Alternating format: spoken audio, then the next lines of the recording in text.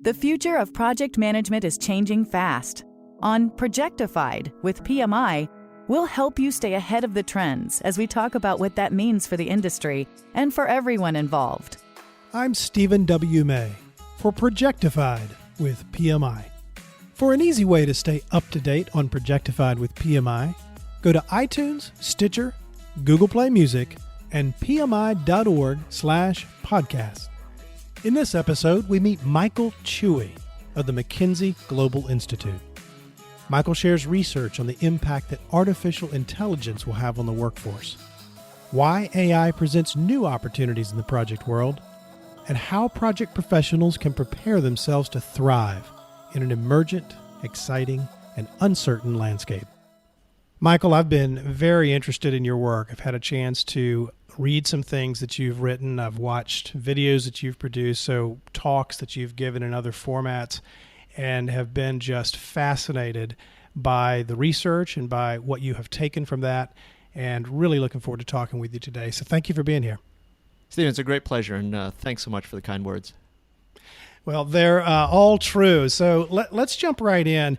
You know, you have done, obviously not alone, but we want to hear your perspective on this. You've been involved in fascinating research around automation, artificial intelligence, machine learning, robotics, digitization, and really that as a bundle and how all of that affects work and the potential future of work.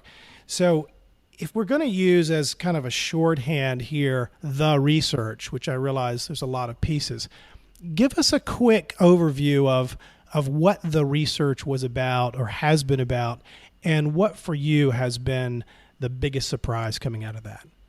Well, I mean, I think a couple of things. First of all, thanks for acknowledging it. Everything that we do at McKinsey and the McKinsey Global Institute really is a team sport. And so I'm representing the work of a terrific set of folks that we've done this research with.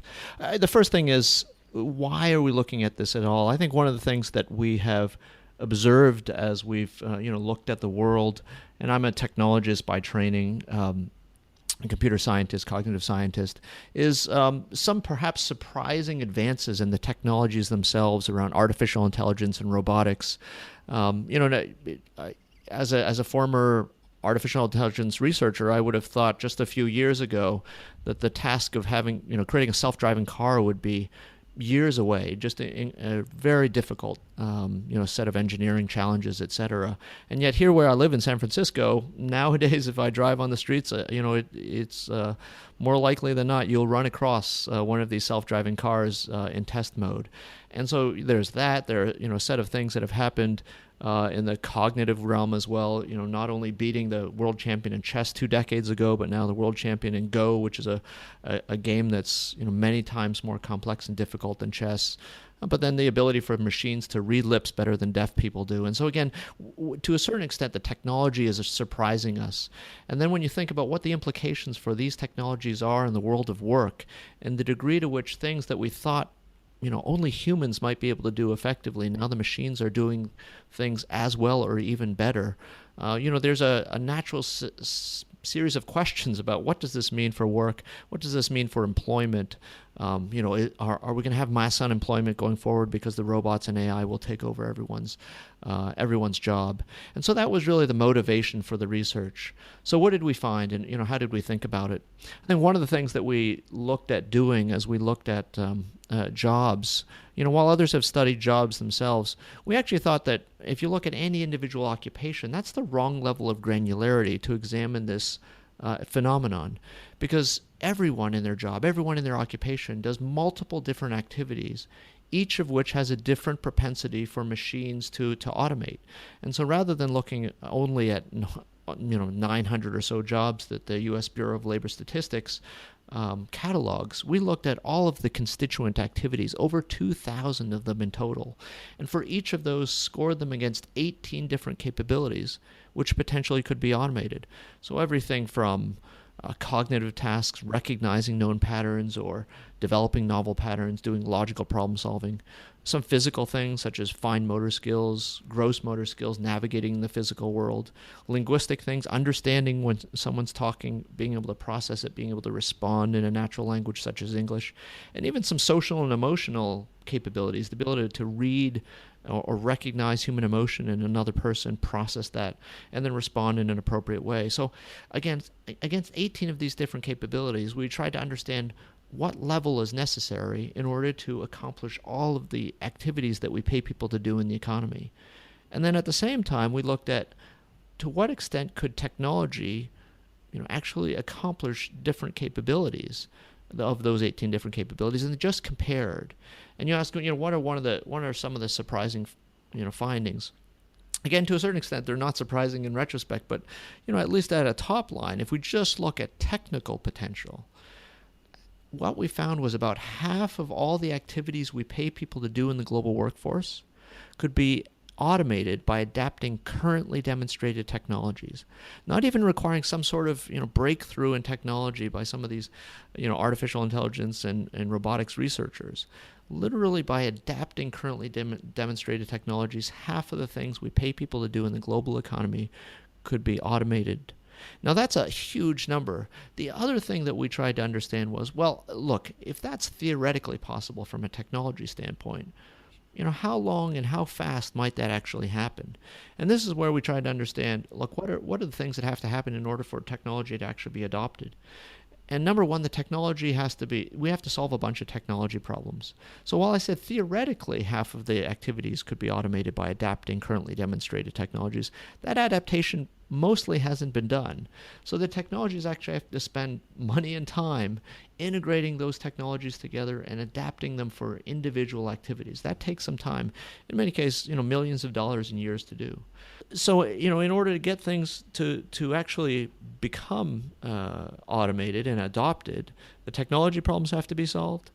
You need to have a positive business case. So you need to compare the price of the technology versus the cost of human labor, and then also net in all of the other potential benefits of automation, such as reduced variability, increased throughput, decreased errors, greater safety. And then even when you have a positive business case, even when that all nets out positively, there's a natural adoption curve, and we've looked at dozens of different technologies.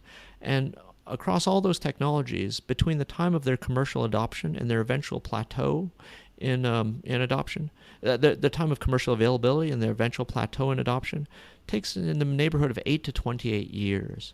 And so when you net all of those things together, the time at which we actually think that, we modeled a number of different scenarios, but the point at which half of today's activities might be automated, the middle of all of our scenarios is 2055. And so that's quite some time. Now, we modeled a scenario that's 20 years later and 20 years earlier. So again, we're humble enough to know we can't predict the future, and there's lots of variability here. But again, what we think is that things will happen somewhat slow in macro. That is, it takes a long time for half of the world's activities to be automated, but fast in micro, in the sense that if you're the individual who is affected by these technologies, or if you're a company that has to compete on the basis of these technologies, this might happen quite quickly for you. If you think about business, the hard work is usually not the development of the technology itself or even the acquisition and procurement. It's all of the project management, to be honest, the change management that has to happen. And so that's what really is the long pole in the tent. Interesting. So if you apply this to the project world, and let's go broad first, understanding that there are projects of some type in essentially every industry. But if you think about that idea of work defined in projects, and fast forward a bit, so we're going to allow for some of this adoption curve to have taken place, where do you see the significant differences in the project world? I think there are two broad categories of potential implications of the adoption of these technologies for people in the project management space.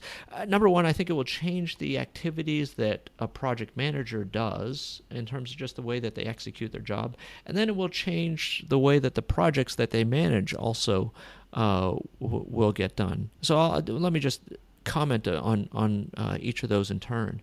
In terms of the way that projects get done, and as you mentioned, there's a huge variety in terms of the actual projects that are being done across sectors and functions, et cetera. But there are three broad categories of activities which we found to have the highest susceptibility to technical automation. Number one is a little bit unsurprising. They are physical activities in predictable environments. You can think about an assembly line in a factory, for instance. That's a classic example.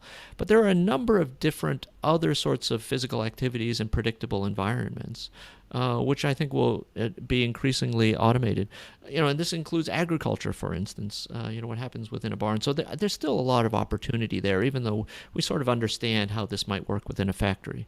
But I think there are two other categories of types of activities which, again, have high susceptibility to automation, and we'll find more and more of the projects that project managers are managing, find increasingly they'll need to manage not only people, but the machines that do these things. And they are, number one, collecting information, and number two, processing information.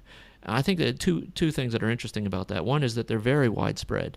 That in many cases 30, 40, 50% of the activities that are being done might fit in these two categories. But also interestingly, while a lot of these types of activities are done by relatively low wage or frontline labor, so for instance, whether or not it's processing a financial transaction or what have you, a lot of these activities are actually done by in many cases high wage, high skill people, whether they're attorneys, physicians, managers, and executives themselves. And so I think what we're going to find is, the projects that are being managed, the mix of work is going to change over time. So less of those sorts of things, and then more of the sorts of things which are harder to automate, at least currently for machines to do, which are things like exhibiting creativity, exhibiting emotional intelligence, leading and managing and developing other people. So I think that's going to happen in terms of the projects that people manage. And then in terms of project managers themselves, again, the same kinds of things. There's a lot of time that project managers spend collecting information and processing information. Yeah. And while we have some tools to do resource leveling and those sorts of things, I think we're going to start to see those things happen in steroids. I strongly suspect that a lot of the work, the actual time that some of your listeners are spending, are doing things like cutting and pasting from one system to another. And I think some of the technologies we can buy off the shelf now make those activities much easier to do. Yeah. And I think there's some good news in there when we think about project professionals. And I'm allowing for this people that are in leadership roles in PMOs, people that are executives but leading significant initiatives or significant projects, all the way through to someone who's quite early in her career and perhaps in her first project management role. I think there's good news in what you're saying, in that the trend within that space is that more and more emphasis is being placed on things like leadership, on things like managing change, on things like coaching and developing people, and providing an environment where people can make decisions and flourish and do their best work, versus something that's a kind of command and control, track and report. Those things have to be there in some form, but doesn't feel to me like the future of project management. I think that sounds exactly right. And there's a glass half empty view on this, which is, again, if you look at the work that many people do, an unfortunate amount of it, an unfortunately small amount of it requires the ability to connect with people on an emotional level, to motivate them, to exhibit leadership, to be creative. And so that's the glass half empty. The glass half full version is, but going forward, maybe more and more of the work that we do, more and more of the work that a project manager does, will perhaps be these things that we think of as being more human, that are perhaps more interesting, exciting, creative, and all those sorts of things. So I do think that there's definitely an optimistic story about this. Is if you can get the machines to do, I'll put in quotes, the boring stuff and perhaps the less interesting stuff, and then people are freed up and to do the things that are perhaps more engaging, more interesting. Well, I certainly prefer that version of the story. So for the moment, let's go with that. Okay, very good. Happy to do that. So where do you anticipate the most significant impacts from automation, and I'm using that broadly, so artificial intelligence, machine learning, digitization, other broad areas of automation, including robotics, where do you expect to see the most significant impacts here in the near future? Well, I mean, I want to preface my comments by saying, the headline should be, in fact, this is going to affect all of us, regardless of industry. I mean, when we looked at all of the occupations in the economy, over 60% of the occupations we looked at had over 30% of their activities which had the potential to be automated by adapting currently demonstrated technologies. In other words, all of us are going to have our jobs change over time. So, I think that's the number one headline, which is this isn't something that will just affect one or two industries. I think it's quite complicated. And again, being able to be very granular about what individual activities are there, what the costs of automating them are, and then what the business case is for doing it. All that has to happen. And the other thing that I'd point out is, while our research was done on these sort of atomized view of this activity, that activity, in practice, and certainly in my firm, when we've been helping clients, whether it's in healthcare or energy or in financial services, think about how to use these technologies to improve their performance. They typically don't just look at an individual activity and say, okay, we can automate that activity. Rather, completely re-examining the entire process and how can you rethink or transform that process by using these technologies is really, in practice, what happens. And so that's part of the reason why it takes some time. It takes real work in order to. It's a project, indeed, to create a new process. But that said, that's really where the benefit comes. Where do you think we are from a social acceptance perspective, and is that changing? Well, I think it's a very complex question. First of all, different people have different, interests or likelihood or trust in machines, et cetera, to do different tasks. And I think that even for an individual, but particularly for a population, that changes over time. Certainly, right now, most patients, want to talk. Particularly if it's an important discussion, or whether it's a serious disease or a set of questions about what treatment should someone go through. Most people many people, I would say, are very would feel more comfortable talking with a medical profession about that decision, and hopefully someone who's empathetic and understanding and can help people make difficult trade-offs. At the same time, I'd observe, certainly in other fields, we've been, over time, we get much more comfortable with machines being helpful there. Even today, these electronic health records, one of the things that the physician diagnostic assistance systems do is say, pop up a warning. Do you know that this patient is also taking this other drug, and what you just prescribed might, create an interaction? That's very, very helpful. And maybe the patient isn't even aware that thing happens. But that's a bit, the computer being sort of an external brain or helper for a physician. And I think we'll see more and more of that. And certainly in the surgical realm, we do see these, quote, robots, being used more and more, and in many ways they're quite helpful. And so I think over time we'll see more and more acceptance and interest. And again, medical decisions, extremely high stakes.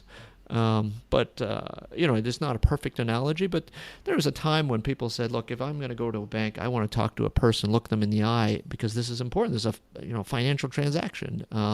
And now we have lots of people who are, would rather not talk to a teller, would rather, either transact on their phone or an ATM, et cetera. Not because they don't like people, but, they just find that transaction to go faster, maybe be more predictable, and you could do it late at night and all those sorts of things. So I think the way that we view these machines changes over time, based on familiarity, based on understanding the risks, and just experience. And I think we're in the very midst of that when it comes to self-driving cars, because we are starting to see them more and more on the roads. We're starting to see that as a feature on existing cars more and more. And I think people likely will become more and more comfortable with that, given more experience. do you expect to see significant differences in adoption across the country and across socioeconomic levels and so forth? Well, I mean, let me contrast two things. I've been, we talked about things that surprised me. I've been in some senses pleasantly surprised at the degree to which, if you ask truckers, for instance, and there was a piece in the New York Times, for instance, about their views on self-driving trucks. I think the awareness is very, very high. If you ask a factory worker about robots, I think in many cases they're quite well aware of what's coming down the pike from a technology standpoint. Now, the technologists and others will disagree about the pace at which it might happen and how effective these systems will be. But I don't think that it's only technologists understand what's coming. So I think at least certainly from an awareness standpoint, I do think that in fact, thanks to the proliferation of communications technologies, people sort of get what's coming. Now there might be quite differential impact based on when a technology comes into play. If it automates a factory worker's work or a truck driver's work, that might have a different implication in terms of, just first of all, it's just extremely painful to lose one's job and very difficult in many cases to retrain to do other things. And I think those are some of the societal challenges that we're all going to have to grapple with going forward. Now, as someone who lives in California in a sunny, optimistic place, we've seen this happen before. We've seen a double-digit percentage of what in the U.S. workforce has done change over decades.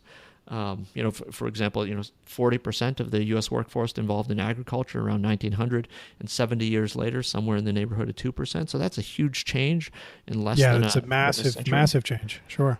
So we've seen it happen before. My only other point there is that it doesn't happen by accident. I mean, that during that time period, we had a high school movement. We had a society, government, and private sector come together and agree that we should have roughly universal secondary education, a high school basically.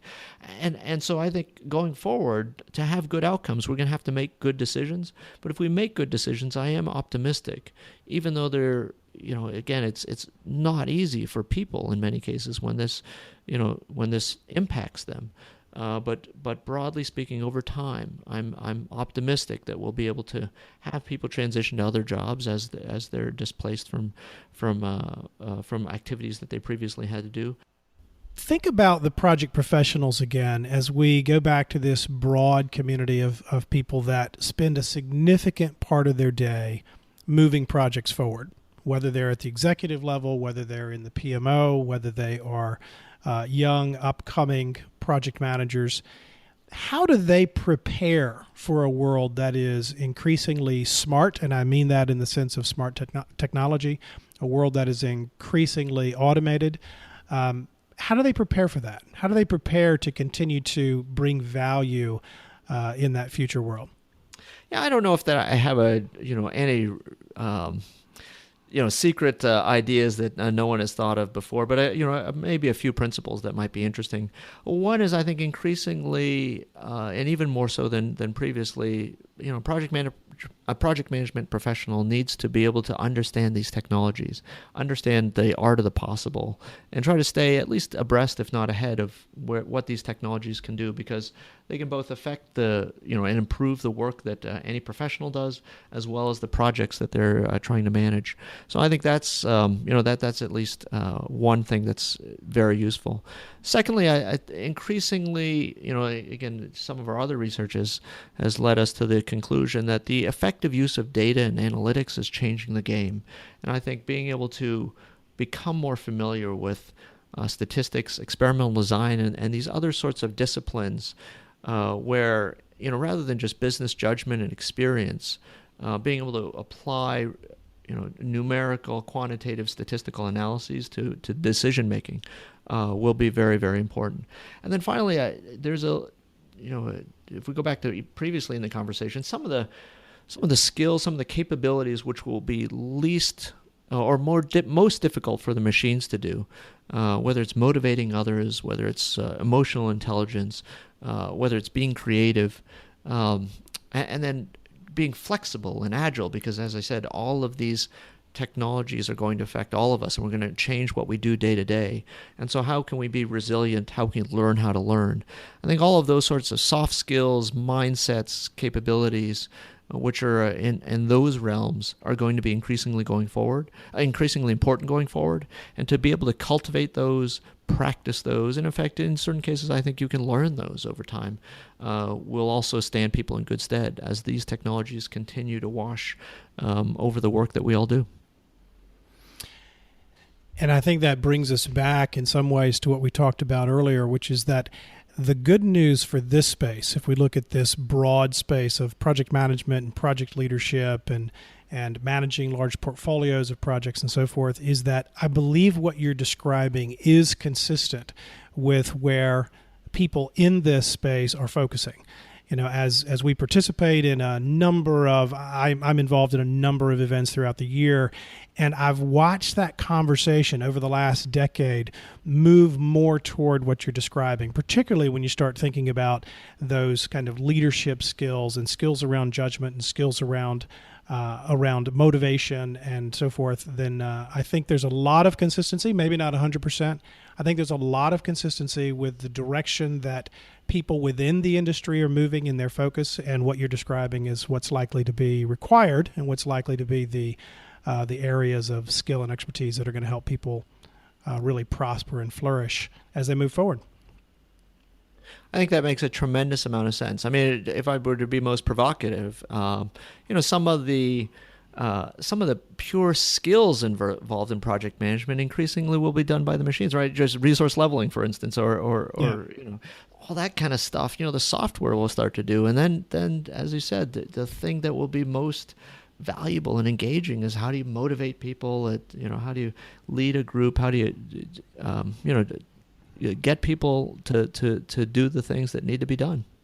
Well, Michael, you've brought us something really fascinating today. I appreciate it. When we think about not only this audience, this community of people that we really speak to in terms of those that some significant part of their work week is dedicated to constructing and leading and guiding projects forward, but really the broad population. I think you're involved in something that is relevant to all of us and something we need to be thinking about, and is a fascinating space. I'm sure a lot of people are a little envious of the work that you do. I'm sure that you get that at cocktail parties, right? Well, I do feel lucky to be able to do what I get to do. So it's been a pleasure to talk with you, and an honor to be able to to be heard by your listeners. Absolutely, and the honor is ours. Thanks again, Michael Chui. You've been a wonderful guest, and we look forward to talking with you again. Well, thank you. Thanks so much. For an easy way to stay up to date on Projectified with PMI, go to iTunes, Stitcher, Google Play Music, and pmi.org/podcast.